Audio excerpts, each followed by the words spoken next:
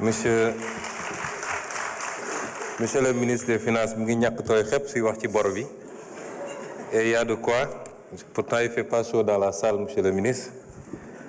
mais il y a de quoi. La dette du Sénégal pour cette année ñu ngi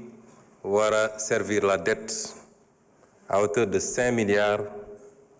261 millions 561 679 980. 5 milliards. 5 000 milliards. 5 000 milliards. 261 millions et suivant. Suñuy recette, total recette, c'est 6 188 milliards. Maanaam mënoon nañu jël recette yi yépp faye ko bor bi moom donc la cay des matul 1000 milliards. Premier trimestre bi bor bi mi ngi ci 1938 milliards boo ko dajeel boo ko tasee wàllu bor intérieur bi c'est 762 milliards bor extérieur bi 1175 milliards. Deuxième trimestre bi mun naa ko faram-fàccee waaye day gudd. Lii mooy ndono gi bi nga xam ne gars yi bëggatuñu ñu wax ko. Il faut que yéen parlementaires yi il faut que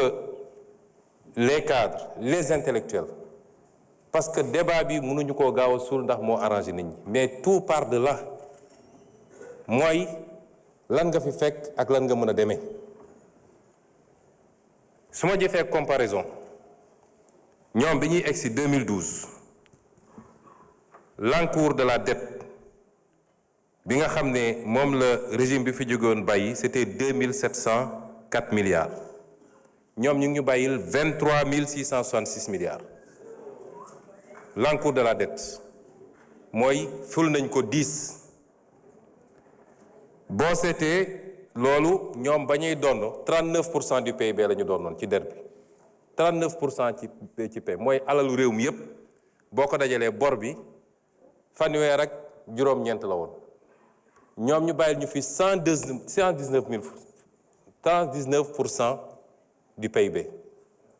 loolu ngeen fi bàyyi de c'est-à-dire dañoo posséder réew mi ba ko piégé ko ba kenn xamatul ñu ba ko lii c'est des statistiques du lu ma inventé mi ngi fii ci ministère des finances ku dem génne ko soo xoolee ñun suñu encours de la dette ma ne 23 milliards 666 ñoom ñu doon noon juste à peine 2700 milliards kon lii mooy dono gi ñu déclaré woon 74% de taux d'endettement ñu ñëw gis 119% boo seetee différence bi 7667 milliards bu ñu làq la léegi au moins kenn werantetul loolu bi ñu ci njëkkee wax def conférence de presse lu ne dégg naa ko fi lu ne mais tey kenn mënul taxaw ne bor bu ñu làqoon amul 7667 milliards fan la ñu dugal 7667 milliards yi lu bokkul ak bor bi yépp nag dama génne loolu rek gis nga man 7660 milliards su ma ko amoon fi mu toll nii buñ ko amoon ñun dinaa def des projets yoo xam ne ça change définitivement xar kanamu koom-koomu réew mi définitivement su ma amoon loolu dinaa def le grand transfert d'eau pour 700 milliards dinaa def le réseau gazier du Sénégal nga xam boo ko defoon tey gaz bi ñu jëlee ko fa mu war a jógee depuis le nord tasaare ko fépp mu fekki industrie fekki centrale yi fekki lépp loolu li muy changé ci réew mi kenn xamul nu mu toll. Immédiatement le pays devient compétitif les entreprises se délocalisent nga liggéey dinaa def les agropoles dans leur nouvelle version pas seulement ay bâtiments pour def de l'industrie mais ñu commencé ci production dinaa def les agropoles dinaa terminer l'agropole sud pour 186 milliards dinaa def l'agropole centre pour 304 milliards dinaa def sax les autres agropoles dinaa def le pré-Ferlo nga xam ne boo ko defoon tey tout le Ferlo changé ndox mi baawaan fu ne pour 330 milliards dinaa def dinaa jël le port de Ndayane li nga xam ne mooy les infrastructures maritimes communes pour 250 milliards au lieu ma koy taylay bitim réew dinaa ko defal sama bopp. dinaa def l'extension de l'aéroport AIBD pour 305 milliards. Les logements sociaux pour 405 milliards. SENTER yokku autorail bi yóbbu ko ba Thiès dinaa ko def ci loo xam ne du weesu 400 milliards. waaye mën naa def lenn ci loolu def benn projet boo xam ne c'est le projet le plus structurant. Le plus structurant mooy Yaakaar Teranga ma defal ko sama bopp.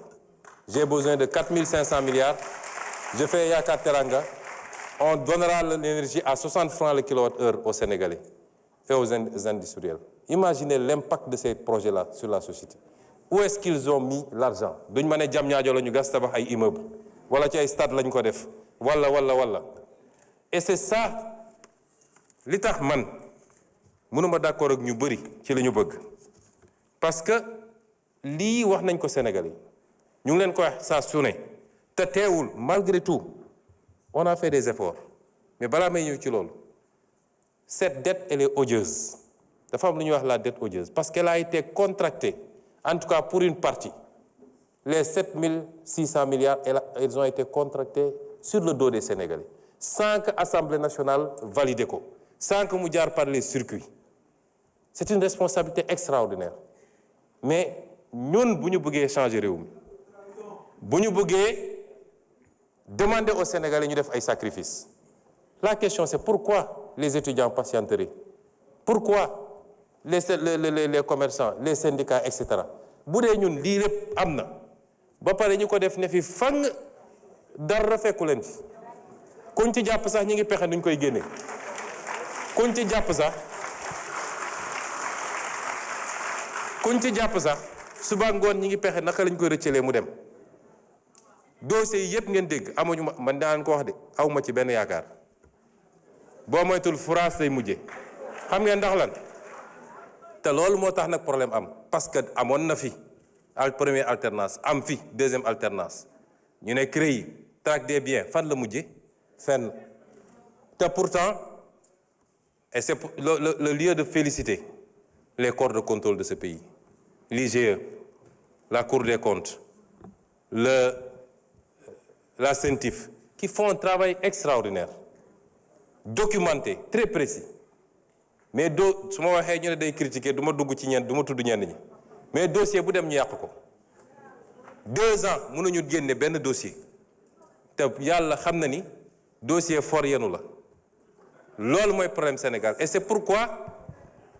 les Sénégalais n'accepteront pas de patienter am na lu si suñu part de responsabilité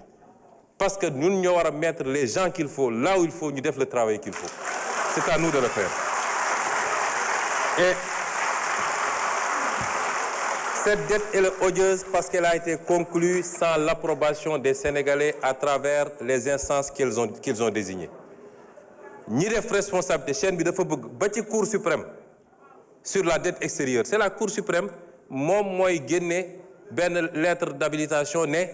bu ko bailleurs yi wala ministère des finances saisiré moom moo naan on a regardé mais cette opération est conforme à la loi mais la première loi en matière de finance c'est la loi de finances xanaa kay nga dem xool est-ce que ça c'est inscrit au niveau de la loi de finances est-ce que c'est des crédits qui sont inscrits toute la chaîne de responsabilité elle est là 7700 milliards ñu bëgg ko bàyyi mu demee noonu et ça buñ ko réglé wul notre responsabilité sera engagée